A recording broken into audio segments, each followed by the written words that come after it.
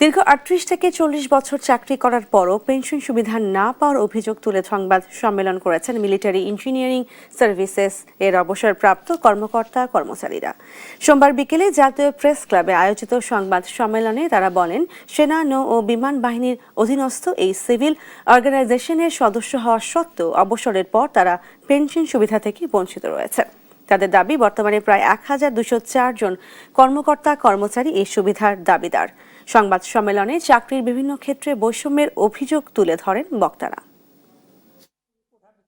তিন বাহিনীর প্রধানগণের সম্মতি ও সুপারিশ অনুযায়ী তিন বাহিনীতেই কর্মরত ৬০ বছর পূর্তিতে অবসরপ্রাপ্ত ও কর্মরত সকল কর্মচারীর পেনশন প্রাপ্তি দ্রুত নিশ্চিত করতে হবে। ক্ষমতা ও ন্যায্য বিচারের ভিত্তিতে সকল কর্মচারীকে একই সুযোগ সুবিধা প্রদান করতে হবে।